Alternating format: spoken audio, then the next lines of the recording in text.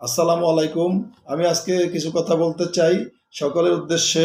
আমাদের সমাজে এখন যখন স্বৈরাচার পতন আন্দোলনে আমরা সফল হলাম, স্বৈরাচার যখন দেশ থেকে ভেঙে গেল, তখন একের পর এক গর্ত থেকে বের হয়ে আসছে এক একজন ইউটিউবার, ইনফ্লুয়েন্সার, ফুডাপ্পি। আমি যার কথা এখন বলতে চাই, গতকালকে আমি একটা নিউজে দেখলাম যে ফুডাপ্পি বলেছেন যে তাকেও তহিদ আফ্রিদি টাকা দিছে, কুপ্রস্তাব দিচ্ছে বিভিন্ন ধরনের কন্টেন্ট ক্রিয়েট করার জন্য, ছাত্রদের বিরুদ্ধে কাজ করার জন্য। এই যে প্রোপাগান্ডাগুলা, আমি প্রোপাগান্ডা বলছি এই কারণেই, তহিদ আফ্রিদি একটা 20 বছর, 22 বছর, 25 বছর একটা ছেলে, তার যত ক্ষমতা থাকুক, সরকারের যত ক্ষমতা থাকুক, আজকে আপনি দেখতে পারতেছেন আমাদের দেশে বর্তমান অন্তর্বর্তীকালীন সরকারকে একটা ফাঁদে ফেলার জন্য যেদিন শেখ হাসিনা পালাইছে সেদিন তারপর থেকে পুলিশ থেকে শুরু করে গ্রামের আনসার থেকে, গ্রাম পুলিশ থেকে শুরু করে, আনসার থেকে শুরু করে, এনআইডি কার্ডের কর্মকর্তারা, মানে কি বলবো, ভুক্তভোগীরা তো আছেনই সরকারের, বিভিন্ন ধরনের সভা সমাবেশ, বিভিন্ন ধরনের রাস্তা ব্লক করে বিভিন্ন ধরনের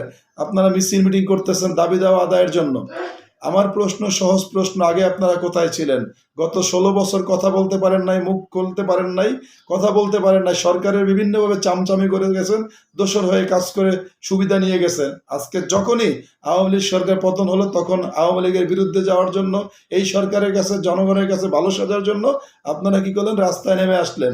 আমি বলতেছি না যে সবার দাবি দেওয়া ভুল, কিন্তু আমি দেখতেছি যে গ্রাম পুলিশরা রাস্তা অবরোধ করে দিনের পর দিন মিছিল মিটিং করতেছে, দাবিতে আন্দোলন সংগ্রাম করতেছে। এই গ্রাম পুলিশরা বিশেষ করে এখন যে আন্দোলন করতেছে, ম্যাক্সিমাম লোক গত 15 বছরে স্বৈরাচারের নিয়োগ দেওয়া, অবৈধভাবে, বৈধ অবৈধ বিভিন্নভাবে স্বৈরাচারের নিয়োগ দেওয়া, বিভিন্নভাবে স্বৈরাচারের স্বার্থ হাসিল করছেন আপনারা। কিন্তু আজকের দিনে আপনারা একটা যখন স্বৈরাচার পালাই গেল, এখন জনগণের কাছে ভালো সাজার জন্য, নিজে ভালো থাকার জন্য, সেফ থাকার জন্য লজ্জাজনকভাবে রাস্তায় নেমে আসছেন। প্রতিটা সেক্টর থেকে রাস্তায় নেমে আসতেছেন আন্দোলন সংগ্রাম করার জন্য। আপনাদেরকে বলতেছি, এতদিন কোথায় ছিলেন? জীব জানোয়ারের মতো ঘরের মধ্যে বসেছিলেন, জীব জানোয়ারের মতো সরকারের সুবিধা নিয়ে পাঁচাটের সঙ্গী হয়ে, পাঁচাটার সঙ্গী হয়ে জীবন আনন্দে কাটাইছেন। এখন আসছেন স্বৈরাচারী মনোভাব থেকে বেরিয়ে আসার পরে, যখন স্বৈরাচার পতন হয়ে গেল, এখন আসছেন আপনারা সরকারের দেশের জনগণের কাছে ভালো সাজতে। দেশের অনেক সেলিব্রিটি থেকে শুরু করে অনেক ইউটিউবার, ইনফ্লুয়েন্সার এখন আস্তে আস্তে বেরোচ্ছে। একটা না দুইটা নাম বেশি আসতেছে, তহিদ আফ্রিদি আর হলো সুলাইমান শকুন। এরা নাকি সবাই টাকা টাকা দিচ্ছে, টাকা অফার করছে, বিভিন্ন ধরনের ইয়ে করছে, অফার করছে, বিভিন্ন ধরনের প্রভাবিত করছে। আচ্ছা, এই মানুষগুলাকে যারা, আমি সকলকে বলতেছি, যারা আমরা রক্ত দিয়েছি, আমাদের বন্ধু বান্ধব, আমাদের আমাদের আমার সহযোদ্ধা যখন রক্ত গুলি খেয়ে মারা গেল, আমাদের হাত যখন রক্তে লাল হয়ে গেল, তারপর আমরা কারফিউ অতিক্রম করে, আমরা সেদিন শনিবার দিন, প্রথম কারফিউ যেদিন ছিল শনিবারে, কারফিউ অতিক্রম করে 2.5 ঘন্টার মধ্যে ফিল্ডে ছিলাম। 2.5 ঘন্টা পরে আর টিকতে পারি নাই, আবার চলে আসছি। আবার পরবর্তীতে সুযোগ বুঝে আবার গেছি। এই যে তারপর ফেসবুকে রয়েছে আপনার কার জীবনে স্বৈরাচারের কাছে কে ভালো ছিল, কার জীবনে নিরাপত্তা ছিল, কার জীবন হুমকি ছিল না। যে কথা বলতো তার জীবনে হুমকি ছিল। প্রথম আন্দোলন করার পরে যখন ধরপাকড় করতেছে এলাকায়, তখন ঘর থেকে বেরোই নাই, তখন মোবাইলের সব ছবি টবি ডিলিট করে ফেলছি, ঘর থেকে বেরোই নাই। এরপরে আবার যখন একটু ইয়ে হলো, তখন আবার আমরা সমন্বয়করা যখন মুক্তি পেল, আবার আমরা আন্দোলনে ঝাঁপাই পড়লাম। এই যে কৌশলগতভাবে বিভিন্নভাবে ঘরে থাকতে পারি নাই 3-4 দিন, বা অন্য অন্য জায়গায় ছিলাম। এই যে আমরা যে আন্দোলন সংগ্রামে ছিলাম, যারা ছিল, অনেকের অনেক করুণ ইতিহাস আছে রাস্তায়। বা আমাদের ছাত্র, আমাদের মডেল, আমাদের যিনি প্রভাবিত করেছে সবচেয়ে বেশি, আবু সাইদ, রাস্তায় বুক পেতে গুলি খাওয়ার জন্য দিতে পারে। আর আপনারা সমাজে ইনফ্লুয়েন্সার নামে ফুডাপ্পি, আমি বারবার বলবো এই ফুডাপ্পির কথা। আমি ফুডাপ্পির আগেও আমি দেখেছি, ফুডাপ্পির কোনো ব্লগ আমি দেখি নাই। ফুডাপ্পি যখন তার আগের স্বামীর সাথে একটা পারিবারিক সমস্যা হলো, পার্সোনাল সমস্যা হলো, আগের জামাইয়ের সাথে যখন ঝামেলা করলো, হ্যাঁ, লাখ লাখ টাকা ইনকাম করেন, আপনাকে ফুডাপ্পি আজকে অভিযোগ করতেছে যে আমাকে এইটা করছে সেটা করছে। এদের চরিত্র ভাই বহুরূপী চরিত্র, এরকম যারা আরো আছেন বহুরূপী চরিত্র, এরা এরা বিভিন্নভাবে প্রভাবিত করতেছেন। আজকের যারা আন্দোলন সংগ্রাম করতেছেন তারা থেকে শুরু করে যারা আজকে বেরোচ্ছেন যে আমাদেরকে এই ভয়ে নামতে পারি নাই, ওই ভয়ে নামতে পারি নাই, আমি আমি সমর্থন দিতে পারি নাই, জানের ভয় শুধু আপনার ছিল, আমাদের ছিল না।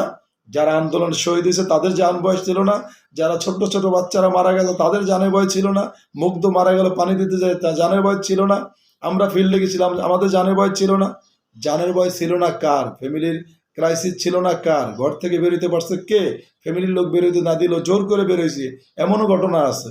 উত্তেজিত হয়ে গেছি, আমার ভাইয়েরা রাস্তায় গুলি খাচ্ছে, দেশে একটা দেশ এভাবে চলতে পারে না, এরকম ভাবে আমরা রাস্তায় নেমেছি একত্রিত হয়ে। বিভিন্ন ধরনের আমাদের এলাকার রিক্সাওয়ালা, সিএনজিওয়ালারা পর্যন্ত আমাদের সাথে রাস্তায় নামছে। আপনারা ঘরে বসে বসে তখন আফসোস করছেন, ঘরে বসে বসে তখন সুবিধা নিছেন, আর এখন আফসোস করতেছেন যে কেন আমরা স্বাধীনতা অংশগ্রহণ করলাম না। এখন জনগণের কাছে, স্বাধীন দেশের জনগণের কাছে ভালো থাকার জন্য কিভাবে পেজের 2টা রিচ বাড়ানো যায়, কিভাবে পেজটা আরো সাবস্ক্রাইব বাড়ানো যায়, সেজন্য আপনারা এখন আবার উঠে পড়ে লেগেছেন। এই ধরনের তথাকথিত ফুড আপি থেকে শুরু করে ইউটিউবার যারা আছেন, চলচ্চিত্রে যারা আছেন, বিভিন্ন সামাজিক সংগঠনের বিভিন্ন জায়গায় যারা আছেন, যারা ছাত্র আন্দোলনে, যারা এই গণ অভ্যুত্থানে শরিক হন নাই, বরঞ্চ ঘরে বসেছিলেন, বরঞ্চ এখন আইসা ভয়ের কথা বলে এখন আইসা আবার সুযোগ নেওয়ার চেষ্টা করতেছেন, এই স্বাধীন বাংলাদেশের মানুষের সিম্পেথি নিয়ে আবার পেজের রিচ বাড়ানোর চেষ্টা করতেছেন, ইনফ্লুয়েন্স করার চেষ্টা করতেছেন। এদেরকে বলতেছি সাবধান হয়ে যান আপনারা, না হলে একটা একটা করে প্রত্যেকের মুখোশ উন্মোচিত করা হবে। কার্যকারিতা কি করছেন, জীবনে কোন কার্যক্রম করছেন, মুখোশ উন্মোচন করা হবে।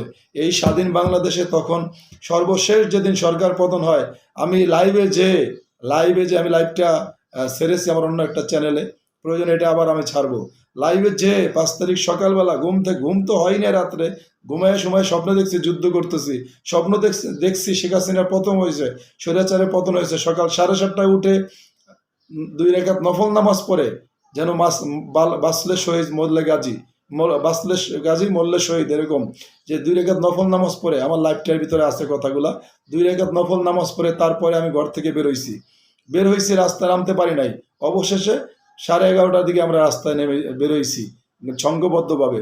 এই যে কারফিউ অতিক্রম করে গুলি খাইছি, টিয়ার সেল খাইছি, রক্তমাখা জামা, এখনো জামা ধুই নাই।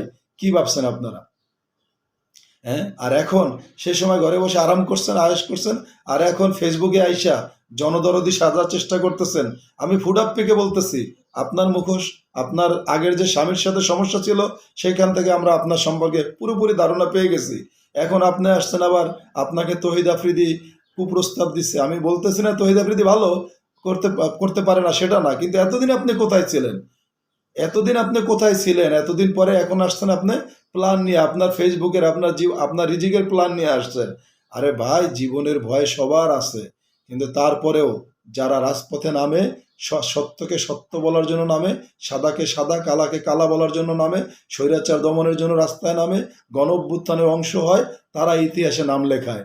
আর আপনি আজকে মুক্তিযুদ্ধের সময় যারা আওয়ামী লীগের লোকেরা যেমন লেজ গুটায় পালাইয়া ইন্ডিয়া ছিল, স্বাধীনের পরে আইসা সার্টিফিকেট নিছে, আপনারাও ঠিক তেমনি আজকে বিভিন্ন ধরনের অজুহাত দেখায়, বিভিন্ন ধরনের ঘটনা, কল্পকাহিনী বইলা বইলা বইলা বইলা তারপর এখন আপনারা এই স্বাধীন বাংলাদেশের জনগণের কাছে ভালো সাজার চেষ্টা করতেছেন।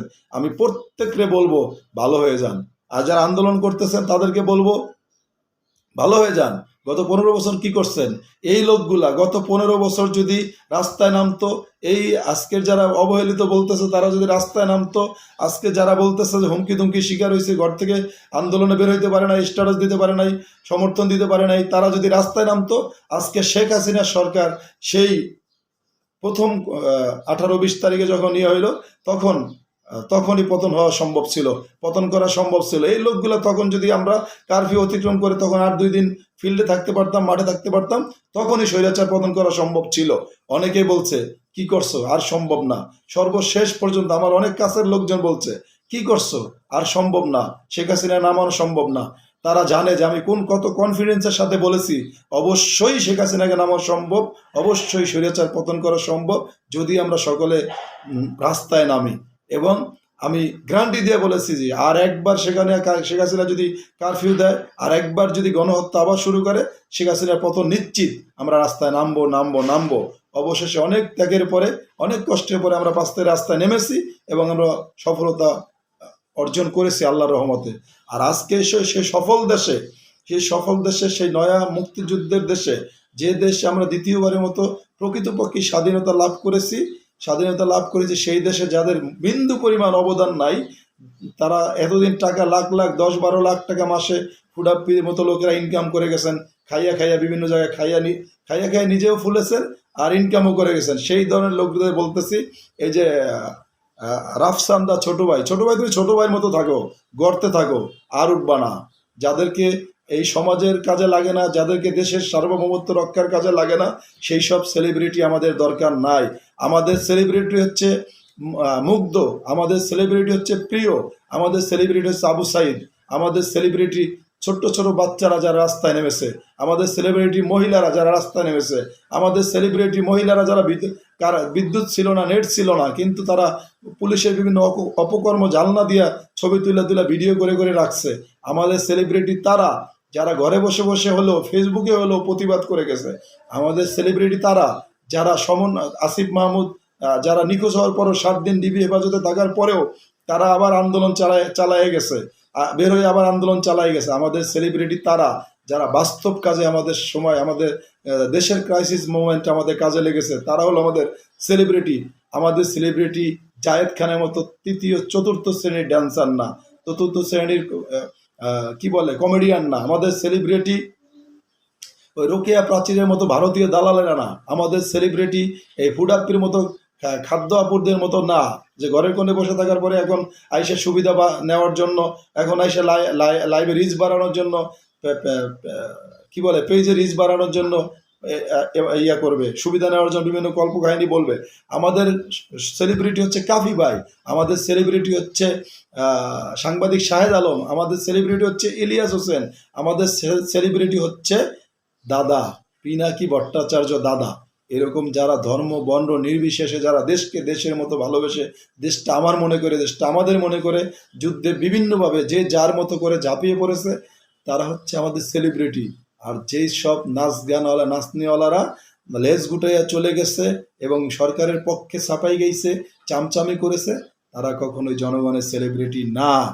সুতরাং আমি আবারও বলবো, যারা এখন বিভিন্ন ধরনের আন্দোলন সংগ্রাম করে অধিকার আদায়ের চেষ্টা করার মাধ্যমে, চেষ্টা করার নামে সরকারকে বেকায়দায় ফেলারও চেষ্টা করতেছেন, এখনো আমাদের 1 মাসও হয় নাই দেশ স্বাধীন হয়েছে। হ্যাঁ, আপনাদের আন্দোলন সংগ্রাম, এত আন্দোলন সময় এখন কোত্থেকে আসে? এতদিন যদি রাস্তায় নামতেন, আরো আগে এই স্বৈরাচার পতন হইতো। সুতরাং যেহেতু নামেন নাই, আরো চুপ থাকেন। যদি দেশ স্বাধীনতার সঠিকভাবে উপভোগ করা যায়, স্বাধীনভাবে সঠিক আমরা সবকিছু ঠিকঠাক হয়, অবশ্যই আপনারা আপনাদের ন্যায্য অধিকার পাবেন। আর এই ধরনের তথাকথিত ইউটিউবারদের বলতেছি, আপনারা এগুলা বাদ দেন, এগুলা বাদ দেন। আপনাদের জ্বলনের কারণে, আপনাদের কারণে আমরা যে পরিমাণ জ্বলেছি, আপনাদের কারণে আমরা যে পরিমাণ সমস্যা ফেস করেছি, সমাজে যে ইমপ্রুভ করেছে, সেইখান থেকে বাঁচার জন্য আজকে আমি নিজে ইউটিউব চ্যানেল খুলেছি। শুধুমাত্র আপনাদের জ্বালা যন্ত্রণা থেকে বাঁচার জন্য আজকে ইউটিউব চ্যানেল খুলেছি আমি। সুতরাং আমি আবারও বলবো, যারা আমার চ্যানেলটি সাবস্ক্রাইব করেননি, সাবস্ক্রাইব করেন দয়া করে। আমার টাকার জন্য না, আমি দেশের জন্য কথা বলবো, কথা বলবো, কথা বলবো, সত্য বলবো, সত্যের পথে থাকবো। ইনশাআল্লাহ এই দেশে যদি ভবিষ্যতে আল্লাহ না করুক আবার ইন্ডিয়ার সাথে সরাসরি যুদ্ধে অংশগ্রহণ করতে হয়, আল্লাহর রহমতে আমি যাব যাব যাব যাব। কারণ এই দেশের যে কোনো ক্রান্তি লগ্নে একজন ক্ষুদ্র নাগরিক হিসাবে আমি অংশগ্রহণ করব। আমি এই 24-এর ক্ষুদ্র মুক্তিযুদ্ধের একজন অংশীদার হিসাবে আমি ভবিষ্যতে যেই কোনো জায়গায় আমি দেশের প্রয়োজন ঝাঁপাইয়ে পড়ব। কিন্তু যারা এই ধরনের সুবিধাভোগী কথা বলেন, তারা সাবধান হয়ে যান। দয়া করে এই ধরনের কথাবার্তা বাদ দেন, আর আন্দোলন সংগ্রাম বন্ধ করেন। এখন আন্দোলন করার সংগ্রাম করার সময় নাই। 2 দিন পরে দেখা যাবে ভিক্ষুকের আন্দোলন করবে, 2 দিন পরে দেখা যাবে হিজলার আন্দোলন করবে। এত আন্দোলনের এখন সময় নাই। এতদিন যেখানে ছিলেন এখনো সেখানে থাকেন, সময় হলে দেশের সকল অধিকার আপনারা সমানভাবে ভোগ করতে পারবেন। ধন্যবাদ সবাইকে। আসসালামু আলাইকুম।